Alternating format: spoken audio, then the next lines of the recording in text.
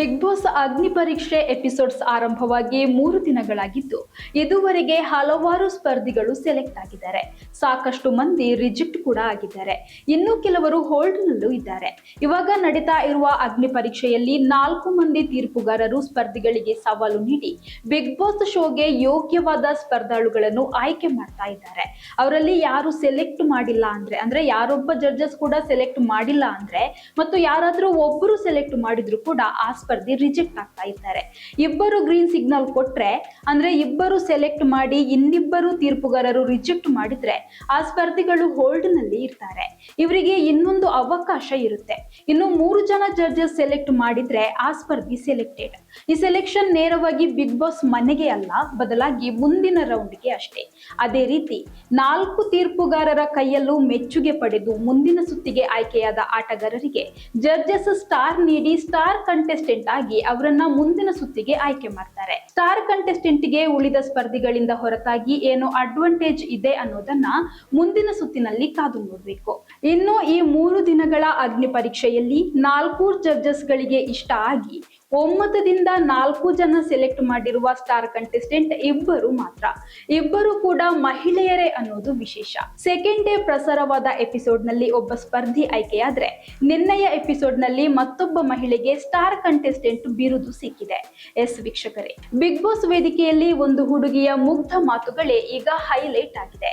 Chota packet ಬಡ dhamaka ಎನ್ನುತ್ತಲೇ big boss ವೇದಿಕೆಗೆ entry ಕೊಟ್ಟ ನಂಜನಗೂಡಿನ ಪುಟ್ಟಹಳ್ಳಿಯ ಪ್ರತಿಭೆ ಕುಮಾರಿ ತಮ್ಮ ಮುಗ್ಧ ಹಾಗೂ ಫಿಲ್ಟರ್ ಇಲ್ಲದ ಮಾತುಗಳಿಂದಲೇ ಎಲ್ಲರ ಗಮನವನ್ನು ಸೆಳೆದಿದ್ದಾರೆ. ಕಲರ್ಸ್ ಕನ್ನಡ ಬಿಡುಗಡೆ ಮಾಡಿದ್ದ ಪ್ರೋಮೋದಲ್ಲೇ ಕುಮಾರಿ ಸಖತ್ ಸದ್ದು ಮಾಡಿದ್ರು. ಈಗಾಗಲೇ ಸೋಷಿಯಲ್ ಮೀಡಿಯಾದಲ್ಲೂ ತಮ್ಮದೇ ಆದ ಫ್ಯಾನ್ ಫಾಲೋವಿಂಗ್ ಹೊಂದಿರುವ ಕುಮಾರಿ ಬಿಗ್ ಬಾಸ್ ಮನೆಯೊಳಗೆ ಎಂಟ್ರಿ ಪಡೆಯಲು ಅಗ್ನಿ ಪರೀಕ್ಷೆ ಎದುರಿಸಿದ್ದಾರೆ. ಇನ್ನು ಶ್ರುತಿ ಅವರು ಇನ್ಸ್ಟಾಗ್ರಾಮ್ ಅಕೌಂಟ್ ಡಿಲೀಟ್ ಮಾಡು ಎಂದು ಹೇಳಿದಾಗ ಕುಮಾರಿ ಕೊಟ್ಟ ಕೌಂಟರ್ ಕೂಡ ಸಖತ್ ವೈರಲ್ ಆಗಿದೆ. ಸೆಲೆಕ್ಟ್ ಮಾಡಿಲ್ಲ ಅಂದ್ರೆ ಮನೆಗೆ ಹೋಗಿ ಹಳೆ ಪಾಸ್ವರ್ಡ್ ಹಾಕಿ ಮತ್ತೆ ಓಪನ್ ಮಾಡ್ತೀನಿ ಎಂದು ನೇರವಾಗಿಯೇ ಉತ್ತರಿಸಿದ್ದಾರೆ.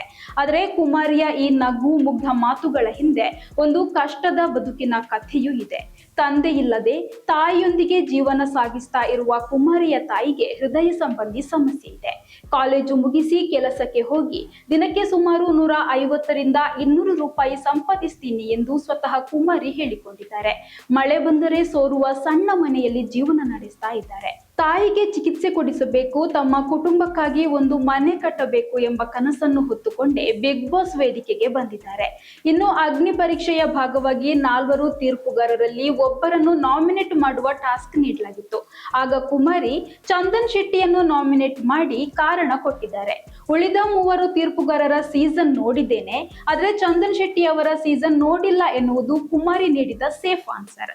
ಇದಾಗಲೇ 3 ತೀರ್ಪುಗಾರರು ಸೆಲೆಕ್ಟ್ ಮಾಡಿ ಸೇಫ್ ಆಗಿದ್ದು, ಕೊನೆಗೆ ತಾನು ನಾಮಿನೇಟ್ ಮಾಡಿದ ಚಂದನ್ ಶೆಟ್ಟಿ ಬಗ್ಗೆಯೂ ಕವನ ಹೇಳಿ ಅವರನ್ನು ಇಂಪ್ರೆಸ್ ಮಾಡಿ 4 ರಿಂದ ಗ್ರೀನ್ ಸಿಗ್ನಲ್ ಪಡೆದುಕೊಂಡಿದ್ದಾರೆ.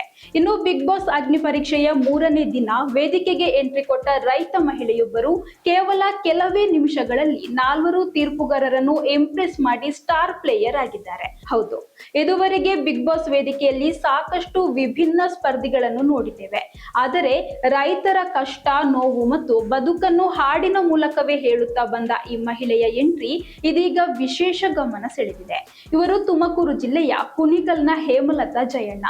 ರೈತ ಮಹಿಳೆಯಾಗಿ ಬಿಗ್ ಬಾಸ್ ವೇದಿಕೆಗೆ ಬರುವ ಅವಕಾಶ ಇದುವರೆಗೂ ಯಾರಿಗೂ ಸಿಕ್ಕಿಲ್ಲ.